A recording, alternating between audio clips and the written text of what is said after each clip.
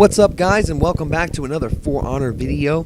Today we are going to get into 3 characters and revenge and how they are going to be changed in the upcoming patch that is said to be coming soon.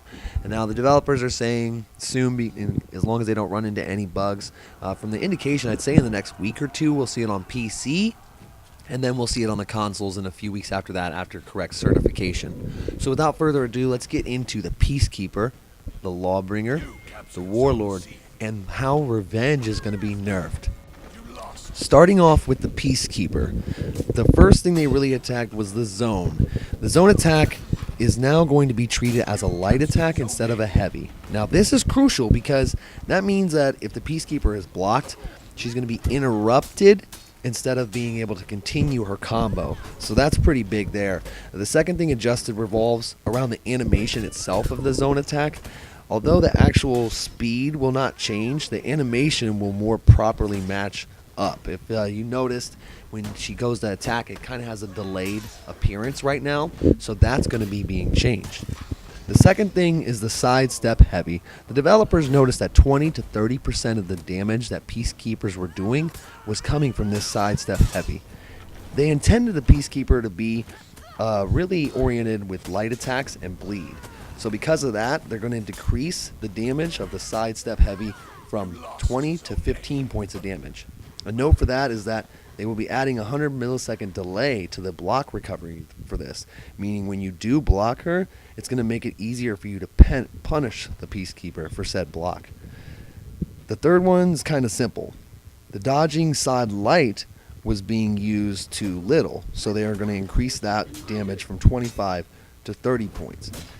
They're going to look at the Peacekeeper from that, see how she does in tournaments and what the community is saying about her, and they're going to take a look from there and make more adjustments. Next, let's talk about the Warlord. One of the devs said that he really likes the Warlord, which is probably why we see so much love for him, but also that when he watches him in tournaments and what the community is talking about, that the fights with him really just take too long. Because of that, they're making 4 changes, and they really revolve around the headbutt. First, they're going to increase the cost of stamina it takes to do the headbutt from 15 to 20 points. Second, they plan to make the headbutt easier to dodge by increasing the dodge window to 200 milliseconds. That's going to make it easier to dodge that, of course, but they're also going to make it a little longer for him to attack you once he misses his headbutt, meaning you're going to have more time to react and make a move from there, or even punish him if you know what you're doing. The last one is a big one in my opinion, and that's that the Warlord is going to have to block an attack when in full block stance in order to initiate the headbutt. Right now, the dude can just go into full block stance and then pop that headbutt off, and that leaves him with an incredible amount of mix-up abilities and really what seems like it was supposed to be kind of a 50-50 type situation to be pretty much 100%. He has a guaranteed ability to put you on your back or push you back or attack. The final character we're going to get in depth with is the Lawbringer. Overall, every move was mentioned to be either a little more powerful. A lot of it was about the light attacks being made faster in the combo mix-ups. His long arm move is now guaranteed a follow-up attack with his side light. So the top heavy can still be blocked, but that side light after he long arm throws you over his shoulder is going to be a guaranteed hit. His heavy light heavy combo will now allow the lighter attack to come off 200 milliseconds faster. So that's an example of how his combos are going to get faster and how they come off and how that can kind of mess you up for what you think you're going to see.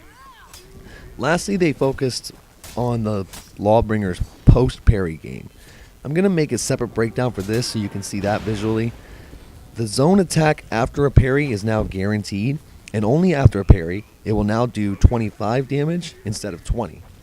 A light attack is also going to be guaranteed after the parry, and it's going to come off a little faster, which probably is the reason why it's going to be guaranteed. Obviously, it would have to look and match up to that. Number 3 is his side heavy is now guaranteed after a parry. So again, that's going to leave the Lawbringer with a lot more mix-up abilities and make him more of a danger on the battlefield. So keep an eye out for that.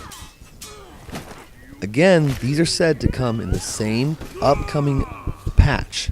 Along with it is supposed to be some small tweaks to the Berserker, and they even hinted at the fact that they might have broken the Valkyrie.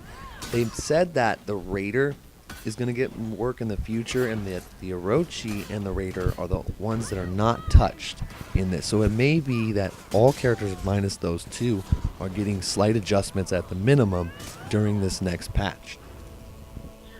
Lastly, let's talk about Revenge. Let's get a breakdown started here again. They are going to nerf the Revenge overall as a whole, but let's talk about the percentages, what they are now, and how they will change. First, Revenge gain by defense. If your bar on your stats was filled up all the way, you had the possibility of getting a 46% increase to that stat. Now the maximum increase is 24%.